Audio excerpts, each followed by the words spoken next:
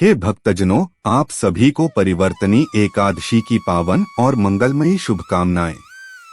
यह वह पवित्र अवसर है जब भगवान श्रीहरि चातुर्मास के मध्य अपने योग निद्रा से करवट बदलते हैं और संपूर्ण ब्रह्मांड में नई ऊर्जा का संचार होता है।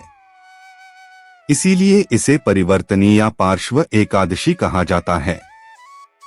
भाद्रपद मास के शुक्ल पक्ष की एकादशी का नाम जयंती या परिवर्तनी एकादशी है और इसकी महिमा का वर्णन शास्त्रों में अत्यंत विस्तृत रूप से किया गया है। केवल इसकी कथा को श्रद्धापूर्वक सुनना भी पापों का नाश करने वाला है और मनुष्य को दिव्य लोकों का अधिकारी बनाता है।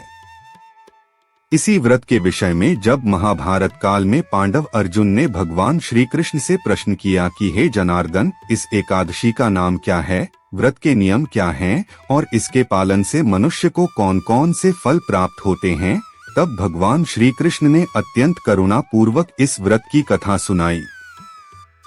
श्री कृष्ण ने कहा कि हे पार्थ, भाद्रपद शुक्ल एकादशी को जयंती एकादशी कहते हैं और इस दिन का व्रत करने से महान पाप भी नष्ट हो जाते हैं। मनुष्य को स्वर्ग और मोक्ष दोनों का अधिकारी बनाता है और अंततः वह मेरे धाम को प्राप्त करता है। भगवान ने यह भी बताया कि इस दिन विशेष रूप से वामन अवतार की पूजा का विधान है, क्योंकि इसी तिथि को वामन भगवान ने असुरराज बलि को उनके अहंकार से मुक्त कराकर धर्म की स्थापना की थी।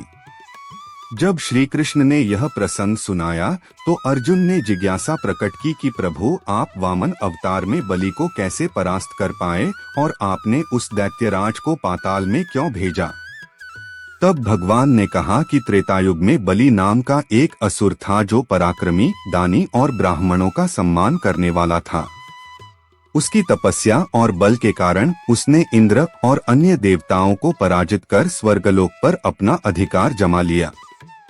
देवताओं ने मेरी शरण ली और उनके निवेदन पर मैंने वामन रूप धारण किया। उस समय मैं एक तेजस्वी ब्राह्मण बालक के रूप में राजा बलि के यज्ञ में पहुंचा और दान की याचना की। मैंने केवल 3 पग भूमि मांगी और बलि ने दानी होने के कारण बिना विचार किए यह वचन दे दिया। तब मैंने विराट रूप धारण किया और एक ही चरण से संपूर्ण भूलोक को नाप लिया। दूसरे पग से स्वर्गलोक को आच्छादित कर लिया और संपूर्ण ब्रह्मांड मेरे शरीर में समा गया। जब तीसरे पग के लिए स्थान नहीं बचा तो बलि ने अपना सिर झुका दिया और मैंने तीसरा पग उसके मस्तक पर रखकर उसे पाताल लोक भेज दिया। किंतु उसकी भक्ति और शरणागति से प्रसन्न होकर मैंने उसे आशीर्वाद दिया कि मैं सदैव उसके साथ रहूंगा।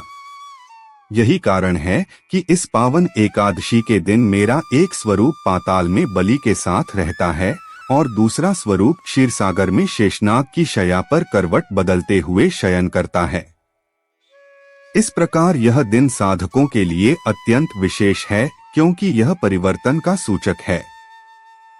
इस दिन का व्रत करने वाला साधक अपनी आत्मा को कलुषित करने वाले दोषों से मुक्त होकर जीवन में नवीन आध्यात्मिक ऊर्जा प्राप्त करता है। भगवान श्री कृष्ण ने आगे कहा कि हे अर्जुन, इस दिन का व्रत करने वाले को संसार में कोई भी कार्य शेष नहीं रह जाता, क्योंकि वह भगवान की कृपा से सब कुछ प्राप्त कर लेता है। परिवर्तनी एकादशी को उपवास करने का अत्यंत महत्व है। इस दिन साधक को प्रातः स्नान करके भगवान विष्णु की पूजा करनी चाहिए, वामन भगवान का ध्यान करना चाहिए और दिन भर भक्ति भाव से श्रीहरि के नामों का जप करना चाहिए। रात भर जागरण कर हरि कीर्तन करना भी कल्याणकारी माना गया है। इस दिन किया गया पुण्य अनंत गुना बढ़कर फल देता है और केवल कथा श्रवण से भी पाप नष्ट हो जाते हैं। भगवान ने अर्जुन को समझाया कि बलि के प्रसंग से यह शिक्षा मिलती है कि दान, तपस्या और शक्ति के होते हुए भी यदि अहंकार आ जाता है तो वह विनाश का कारण बनता है, किंतु यदि शरणागति हो तो भगवान स्वयं उसकी रक्षा करते हैं। इसलिए इस एकादशी का पालन साधक को नम्रता और समर्पण का मार्ग दिखाता है। जब बलि ने अपना सब कुछ समर्पित कर दिया तब भी भगवान ने उसे तिरस्कृत नहीं किया, बल्कि उसे पाताल लोक का राजा बनाकर अपने साथ रहने का आशीर्वाद दिया। यही कारण है कि इस दिन भगवान के वामन रूप की पूजा से ब्रह्मा, विष्णु और महेश तीनों की पूजा के समान फल प्राप्त होता है। इस दिन का महत्व केवल कथा और व्रत तक सीमित नहीं है, बल्कि इसका गूढ़ आध्यात्मिक संदेश यह है कि जीवन में जब भी कठिनाई या असुर शक्ति हमें घेर ले तो हमें भगवान की शरण लेकर अपनी अहंकार रूपी बाधाओं को त्यागना चाहिए। परिवर्तनी एकादशी का अर्थ केवल भगवान का करवट बदलना ही नहीं, बल्कि साधक के भीतर भी चेतना का परिवर्तन होना है। इस दिन का उपवास आत्मा की शुद्धि के लिए है और भक्ति का अर्जन आत्मिक बल को बढ़ाने के लिए।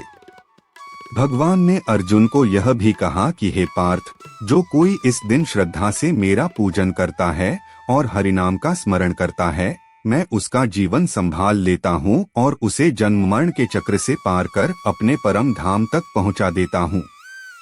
आथ हे भक्तजनों, इस पावन अवसर पर हमें चाहिए कि हम अपनी इंद्रियों को संयमित करें, मन को नियंत्रित रखें और अधिक से अधिक श्रीहरि के नामों का स्मरण करें। हरे कृष्ण महामंत्र का जप इस दिन विशेष रूप से कल्याणकारी है। चातुर्मास का यह समय वैसे ही साधना के लिए शुभ है और उसमें भी एकादशी का दिन सर्वोत्तम माना गया है। इस तिथि पर किया गया जप, ध्यान, सेवा और व्रत मनुष्य को दिव्य शक्ति से परिपूर्ण करता है। इसलिए आप सभी को इस पावन परिवर्तनी एकादशी का पालन पूरे श्रद्धा और निष्ठा से करना चाहिए। भगवान वामनदेव और श्रीहरि की शरण लेकर हम अपने जीवन को पवित्र और आध्यात्मिक बना सकते हैं। यही इस एकादशी की वास्तविक महिमा है, जो साधक को मोक्ष के मार्ग की ओर ले जाती है। हे भक्तजनों, आपने अभी अभी परिवर्तनी एकादशी की पावन कथा सुनी। अब इस कथा के साथ व्रत की संपूर्ण विधि को जान लेना भी आवश्यक है, ताकि साधना पूर्ण फलदायी हो सके। इस व्रत में प्रातःकाल ब्रह्म मुहूर्त में उठकर स्नान करना चाहिए और स्वच्छ वस्त्र धारण कर भगवान श्रीहरि की मूर्ति या चित्र के सामने दीप प्रज्वलित करना चाहिए।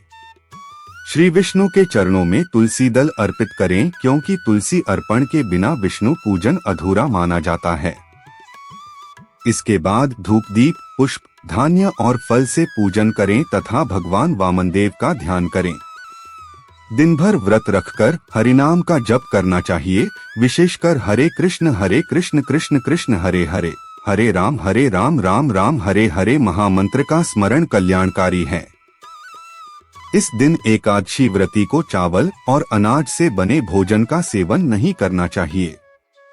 फलाहार, दूध, फल, मेवा या निर्जल उपवास अपनी सामर्थ्य और श्रद्धा के अनुसार पालन करना चाहिए। रात्रि को जागरण करना उत्तम है और अगले दिन द्वादशी को प्रातः स्नान कर भगवान का पूजन करके ब्राह्मण या साधु संत को भोजन कराकर स्वयं भी भोजन ग्रहण करना चाहिए, तभी व्रत पूर्ण माना जाता है। हे साधकों, एकादशी केवल व्रत का नाम नहीं, बल्कि यह आत्मसंयम और भक्ति का पर्व है। इस दिन हमें अपने मन, वाणी और कर्म पर नियंत्रण रखकर अधिक से अधिक समय भगवान की भक्ति में लगाना चाहिए। यही इस व्रत का वास्तविक फल है, जो जीवन को पाप मुक्त कर ईश्वर की कृपा का अधिकारी बनाता है। आप सभी से निवेदन है कि इस पावन व्रत का पालन श्रद्धा और निष्ठा से करें और अपने जीवन को श्रीहरि की भक्ति से आलोकित करें। आप देख रहे थे कर्मा कुटीर, जहां हम आपके लिए लाते हैं सनातन परंपरा की दिव्य कथाएं और आध्यात्मिक संदेश। यदि आपको यह कथा और जानकारी उपयोगी लगी तो चैनल को लाइक, शेयर और सब्सक्राइब अवश्य करें, ताकि यह ज्ञान और अधिक लोगों तक पहुंच सके। भगवान श्री विष्णु आप सभी के जीवन में सुख, शांति और आध्यात्मिक उन्नति प्रदान करें। जय श्री कृष्णा।